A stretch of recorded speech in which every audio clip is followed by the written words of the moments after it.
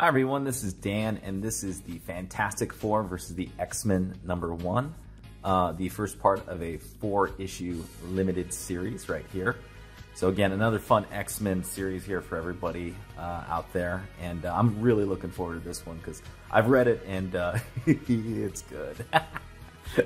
So anyhow, you got a great cover right here. You got Reed Richards as Dr. Doom over the body of his dead wife, Sue Storm here, and his son Franklin. Here's Wolverine in the back vowing vengeance. Anyhow, this book, story title Are You Sure? Is written by Chris Claremont, art by, or in this case, pencils by Jon Bogdanove, inked by Terry Austin, letters by Tom Orzechowski, Glynis Oliver, coloring, edited by Ann Nesenti with Mike Carlin and Don Daly as consulting editors, and editor-in-chief Jim Shooter. So, very interesting opening splash page right here. So you have a desolate place. You can see factories right here, kind of a pyramid tower. Here you got branches right here, and here's Reed Richards holding the body of his woman, Sue Storm, and you have Claremont's beautiful caption boxes right here. You know, a temple of despair, future of a lost and lonely little boy. Here, you have someone crying out, and it's Franklin, his little son. So, for those of you who don't know, this story occurs right after the mutant massacre, and I'm not 100% sure if this occurs after John Byrne has left the Fantastic Four run. I think it is, but I'm not 100% sure. But yeah, here's Franklin, and he's got 4.5. I like that. You know, here he is screaming at his father, "You killed mommy." You know, like, why? He's asking him why. And here you have typical Reed Richards, you know, it was logical, Franklin. It was necessary. And here you can see the bodies of She-Hulk and Ben Grimm right here. You also, and here's the burnt up body of Johnny Storm. Interestingly enough, She-Hulk is a part of this miniseries, but she's technically has already left the Fantastic Four. But Claremont kind of uses her, you know, to kind of beef up the Fantastic Four a little bit more, as this is sort of a versus title, and you know, anyone who's picking this up off the rack, of course, expects the X-Men and the Fantastic Four to come into conflict with each other. And out of the mist here comes the obvious figure. You know, this time, bub, you were wrong. And we know who this guy is by his boots and his facial expression. It's Wolverine, Logan. And here we see this freaking iconic image right here, which eventually becomes a cover later on in the run, of the X-Men all basically impaled on these trees. You know, a single barbed branch through all of their hearts. No, they killed my British waifu. And you know, he tells him, you betrayed our trust. You killed Shadowcat and all the X-Men. And he tries to attack him, but he suddenly dies.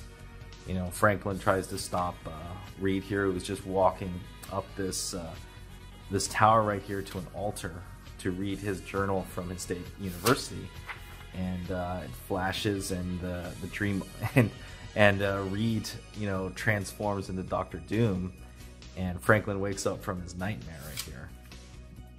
By the way, I know some people may or may not have liked Jon Bogdanove's art in this era, but I will say his art in this miniseries is fantastic. Oh, I love it. I freaking love his art right here. I think, honestly, man, I think I like his art more than John Romita Jr.'s art. Because I think, or actually no, John Romita Jr. was already off the X-Men book at this time. I think Silvestri was on the book at this time. I don't like his art more than Silvestri, but still, Bogdanove's art here is really, really good. So they wake up, and poor young Franklin comes walking over to talk to his dad, and Reed Richards is doing Reed Richards things, stretching around his lab, hitting a bunch of buttons and knobs, and doing experiments and stuff. And he asks Sue to please take care of Franklin, dear. And here you get sort of the playful aspect of Claremont's writing right here. So Claremont kind of in this issue, he kind of has a writing style that in many ways is very playful, and I don't know how to describe it. It feels very family-like, I guess I would say. And you can kind of see Claremont's sort of philosophy towards his approach to the Fantastic Four. He very much has more of a heavier influence on, they really are a family, and especially a lot of focus on Sue and Reed and Franklin. Which I don't know if this was in this era or later era. It was eventually revealed Franklin is a mutant. So here Sue drags Franklin over to ask her young boy why he's still up this late, and he explains he has a dream. And this is around this time is when they already know Franklin's kind of astral sort of power, right? And which is kind of revealed through his time with the Power Pack. So she of course consoles him like a good mom, and Franklin explains his dream to her, which she's like, I wonder if it's some kind of premonition. And they're kind of organizing some old stuff when she discovers, Reed Richards' State University Journal. And at that point, Franklin's like, oh no! Perfect time, of course, to jump to Scotland. Again, you got great typical opening of describing the Mutant Research Center run by Moira McTaggart. Here you see the Blackbird of the X-Men right here. And you see Rogue fixing it, and we're introduced to Havoc, who is wearing probably the nerdiest clothes that Jon Bogdanove could put him in. What a nerd! And turns out, just because you were a former X-Men doesn't really get you any cool points, as Rogue is kind of presented here. She's working on this plane, and Havoc wants to help, but she's kind of like, well, you don't know anything, so I don't need your help. He kind of gets a little annoyed by it, and she says, well, you're just going to have to earn your place again. Which kind of is explained why she's kind of on edge, because this is right after the Mutant Massacre. So you see here Nightcrawler, Colossus are both hospitalized in a lot of pain. And the bigger issue is Shadowcat, Kitty Pryde. She is basically slowly vaporizing and slowly dying, and the X-Men don't know what to do. She's able to communicate with Storm and Wolverine through Psylocke, who has just recently joined the team. British waifu Psylocke, not Ninja Psylocke yet. And while they're trying to figure out what to do, Magneto finds a solution, and that is Reed Richards. Through his research, Reed Richards has some experimental devices that could potentially save Shadowcat. Problem with it is Magneto's kind of still known as an international criminal, so he's going to have to approach the Fantastic Four and convince them not to attack him, of course. Of course, you get kind of a subplot here. This is Allison Blair and Longshot. So they're kind of starting to pair up in these early issues. And Longshot takes a dip into the Atlantic Ocean and is able to rescue this man who is kind of sketchy, as Claremont writes here. And they will find out later. Meanwhile, back in America, Sue Storm confronts Reed with the journal, which apparently reveals some not so great things in the past about their rocket flight, i.e. the origin of the Fantastic Four, as you guys remember from when I covered Fantastic Four #1. And frankly, you can already see that his nightmare is slowly becoming true. We jump over to another part of the town, and we got a jazz club, which leads into a library, which apparently has a cafe and everything. You could this is just straight up like, what kind of jazz club has a library in the second floor with a cafe that serves you coffee and freaking snacks in the middle of the night? This is like, you can tell this is like a Chris Claremont freaking dream. So we meet up with She-Hulk, who is kind of studying a legal case, in this case Magneto's case at the World Court. And while she's at the library eating, she's noticing some smoke, and it's none other than Ben Grimm smoking a stogie and apparently studying up for his FAA licensing. And two of them kind of jab at each other. They've just kind of She-Hulk has just left the Fantastic Four, so they're still kind of on good terms and everything. And of course, we've got two superheroes in a library, so let's see an explosion down the block so we can get them doing something interesting, right? So this building's about to collapse, and as She-Hulk is slowly losing her clothing like a like a good fan service anime, they're unable to kind of hold back all of these steel beams right here, and it's looking like not so great for our superheroes till Magneto shows up, and he's able to stop the building from collapsing using his powers of magnetism. Funny little interesting note here, weird science note right here. Magnetic properties of materials changes dramatically when they're hot. So it's kind of interesting here, kind of the nerd point of the day right here. So he's able to hold him right here, and the two of them, of course, are debating because, again, She-Hulk is both a former member of the Fantastic Four and current member of the Avengers, who have fought with Magneto. Same with the Fantastic Four, but they're kind of in a tough bind right now, so they're not going to fight with Magneto right now. By the way, man, yeah, Glynis Oliver. Yeah, her colors here are really, really nice. I like how like strong primary is right here.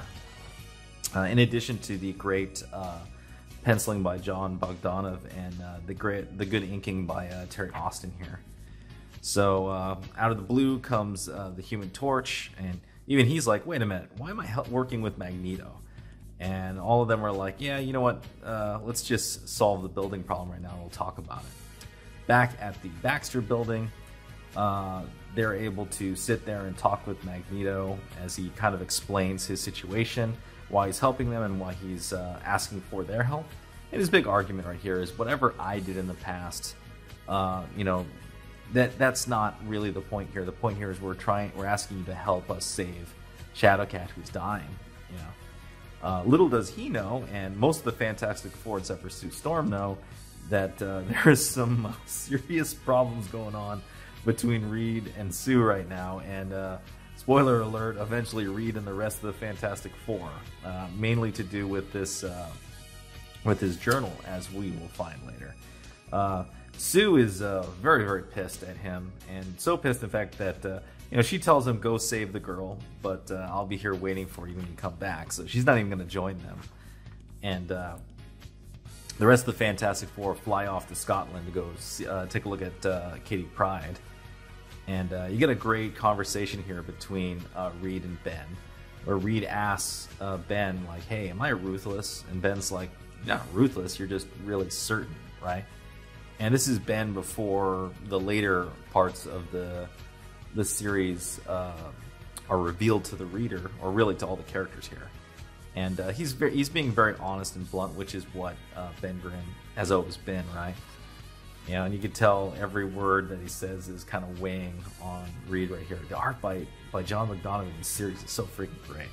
So they show up with the freaking Kirby machine right here, and he goes out to try and help Kitty Pryde. The X-Men can't help but notice that, hey, he seems a little weird. What's up with Reed Richards? He comes back after a day looking at her, and he basically says, hey, I can't do anything.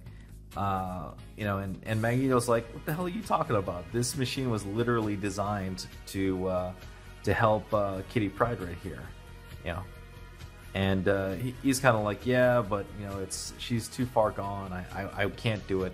In many ways, what Claremont is really trying to show here, and it doesn't always come across right here, just because this machine is a bit of a MacGuff, or a bit of a Deus Ex Machina. Just like out of nowhere, we found the exact machine that can save Shadowcat, right? What he's trying to show here is that Reed has kind of a crisis of confidence. A lot of that is because he's shaken up by the fight that he just had with his wife, right? All the interpersonal relationships right here. And Magneto's like, well, screw you, I'm taking your machine, I'm going to do it myself. And She-Hulk is like, no, you're not. And as they get into a fight, Johnny Storm kind of gets a little pissed off, and you know, opens his mouth, talking that mutant slang, and Wolverine puts him in his place. And at this point, Wolverine has lost his temper, and he's like, you know what, you're gonna save her, you know, or I'm gonna freaking kill you. And essentially, we've come full circle where the nightmare is now reality, right? And we're left on a little bit of a cliffhanger here, but you know, it is a mini-series. You kind of expect it. But man, dude, yeah, you know, going through this, like, I've read this before I started this review, just kind of refreshed myself, and it's kind of funny because it's like you go back to these things, right? Even though this is a mini-series, right? 24 pages. Look at how much happened in 24 pages.